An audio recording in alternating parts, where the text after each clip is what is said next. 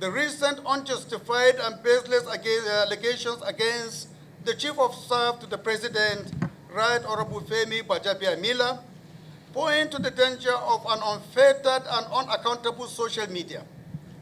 Such acts not only undermine the integrity of our democracy, but also erode the fabric of our national unity.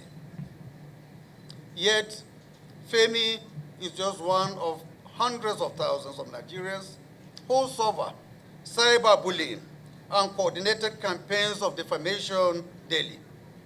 Too many victims are not as powerful as him to defend themselves, unfortunately. Those of us who have worked with him for over a decade can attest to his patriotism and integrity, his willingness to voluntarily subject himself at this time to investigation by all the security and law enforcement agencies demonstrate his rectitude and honor. I urge the security agencies to work diligently and swiftly to investigate all matters he has raised in his letter to them and inform Nigerians of their findings. If not found guilty, these agencies must fish out those responsible for the character assassination and ensure they are brought before the law. It is most unfortunate that someone who has, over the years, built a reputation through dint of hard work and commitment to service should have same damage by unscrupulous elements. The consistent attempt to pull him down for purely political or personal reasons and without consequence is deeply deplorable. Often the perpetrators of such damaging acts are ignorant of the illegality of their actions.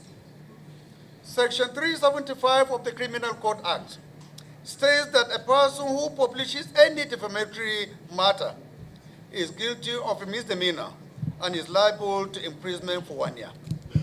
And any person who publishes any defamatory matter, knowing it to be false, is liable to imprisonment for 2 years. Also, Section 24 of the Cybercrimes Prohibition and Prevention Act 2015 provides that any person who knowingly and intentionally uses computer systems or networks to defame, insult, or engages in actions that slander or cause danger shall be liable on conviction to a fine of no more than 7 million naira or imprisonment for a term of no more than 3 years or both such fine and imprisonment.